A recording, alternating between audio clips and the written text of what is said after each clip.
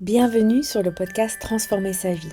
Le but de ce podcast, c'est de vous faire du bien, vous aider à vivre plus sereinement, à vous aider à une certaine transformation. Je suis Frédérique Bourgeois, enseignante et exploratrice du monde vibratoire.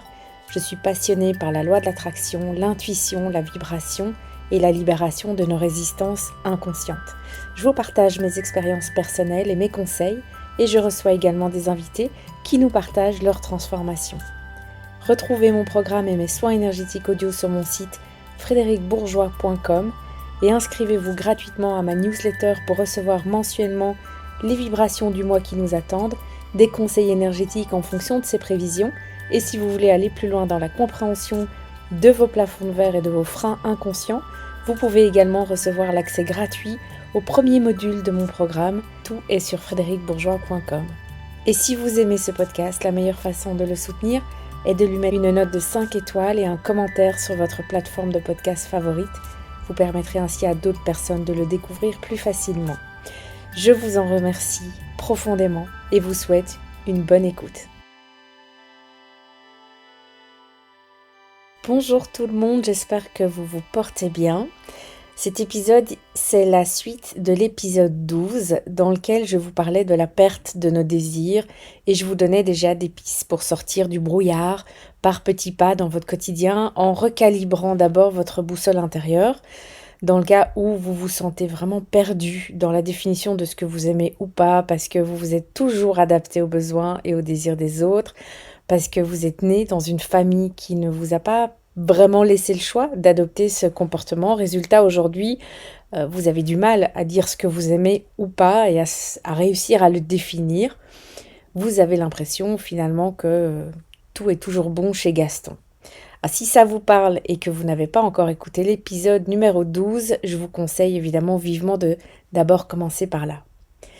Ici, dans cet épisode, je vous propose d'aller plus loin et de partir à la recherche de vos grands désirs, de vos grands rêves, ceux qui se sont enfouis dans votre inconscient ou dont vous avez peut-être conscient qu'à moitié et que vous n'êtes pas trop sûr. Je suis moi-même dans cette quête depuis plusieurs années maintenant. Je sais à quel point ça peut être vraiment difficile de s'en déconnecter et donc difficile de les redéfinir et que tant que c'est pas fait, on sait finalement jamais être profondément heureux. J'ai fait ces exercices de recherche sur moi-même il y a quelques semaines et ça m'a vraiment aidé à définir ce dont j'ai besoin dans ma vie, comment je veux la vivre, ce à quoi j'aspire finalement et ce depuis toujours.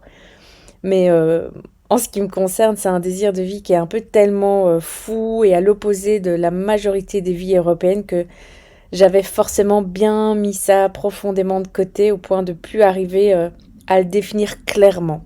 Donc, je vous propose qu'on fasse ça ensemble dans cet épisode. Je vais vous poser des questions importantes à se poser pour creuser la question et je vous propose de mettre sur pause à chaque fois que je vous dirai de le faire pour vraiment prendre le temps de jouer le jeu et de mettre tout ça sur papier, toutes vos réponses sur papier. Comme ça, vous y allez à votre rythme. Mais c'est important de l'écrire parce que je trouve que ça force à clarifier nos idées. Tant que ça reste des pensées, très vite le mental va prendre le dessus et on va perdre le fil.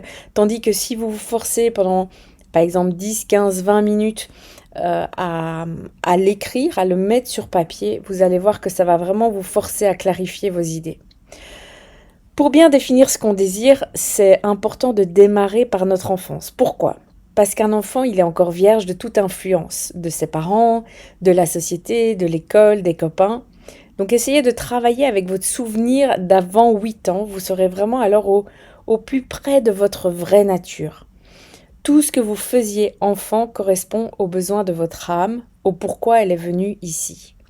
Alors vous allez répondre à cette question. Lorsque vous étiez enfant, évidemment sans télé, sans écran, c'était une autre époque, qu'est-ce que vous faisiez naturellement lorsque vous vous embêtiez à la maison?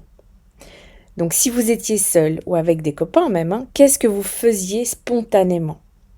Il ne faut pas hésiter à demander à votre famille, à vos parents si vous avez des doutes ou si vous avez peu de souvenirs.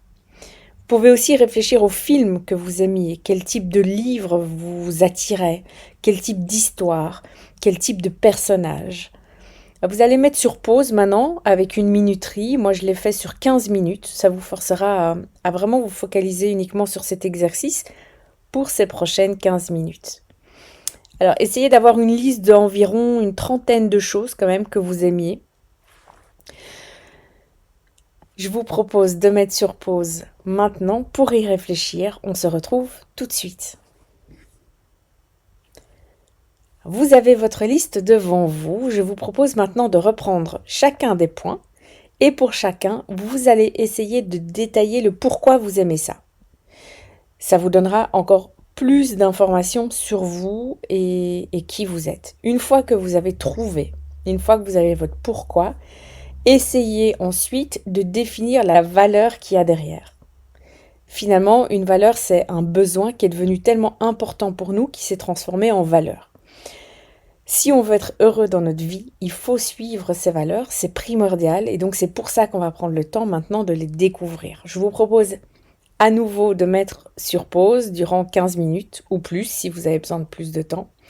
Et donc, pour rappel, vous vous demandez à côté de chaque point, pourquoi, essayez d'aller plus loin dans ce que vous aimiez, dans ce jeu, dans ce film, dans ce personnage. Et de 2, essayez ensuite de définir la valeur qu'il y a éventuellement derrière. Et on se retrouve tout de suite. Si à ce stade-ci, c'est encore difficile pour vous de définir vos envies, vos désirs, vos rêves, vous pouvez fermer les yeux et imaginer qu'on vous annonce que vous allez mourir dans 2 ans. Qu'est-ce que vous feriez ces 2 années? À quoi vous passeriez votre temps? Avec qui? Quel endroit? J'aimerais finir avec 2 remarques, parce que ce sont des remarques qui reviennent souvent. Vous n'allez pas avoir une révélation un matin sur ce que vous aimez, sur ce qui est important pour vous, ce que vous voulez faire. C'est un processus et ça peut prendre du temps. Le meilleur conseil que je peux vous donner, c'est de passer constamment à l'action. Ne restez pas dans le mental. N'attendez pas d'avoir une illumination, qu'une pensée vous vienne, qu'une idée arrive. Vous devez constamment être dans l'action et recalibrer. Vous essayez, vous testez, vous évaluez, vous recalibrez. Vous ne devez pas avoir peur de changement, parce que finalement, ça fait partie de la vie. Deuxième remarque, on a tendance à croire qu'une fois qu'on aura trouvé ses désirs, le ce pourquoi on est fait, on va alors être aligné, comme on dit, on va être dans le flow, tout va se mettre un peu en place comme par magie. Alors, je vous rassure, pour ceux qui essayent et qui ont l'impression d'avoir mis le doigt sur leur désir profond de la vie qu'ils ont envie d'avoir, mais qui ont des freins, des obstacles, ben forcément, cette croyance est fausse. Il y aura toujours des conséquences de nos choix, des choses à accepter, des risques à prendre, des côtés négatifs à accepter certaines choses. À la seule différence, je pense, c'est que lorsqu'on est vraiment dans notre justesse, qu'on est vraiment aligné à qui on est, l'envie en général va être plus forte que ses conséquences. Alors, pour donner 2 exemples, si on prend une Céline Dion, par exemple, qui a accepté de chanter pour le monde entier, d'en faire sa carrière, forcément, elle a dû accepter d'être en tournée non-stop, de voyager énormément, de travailler très dur. Et pour ça, forcément, à moins voir sa famille, ses enfants, ses amis. C'est pas pour ça qu'elle en a pas souffert, mais elle a accepté cette conséquence et elle a su la gérer.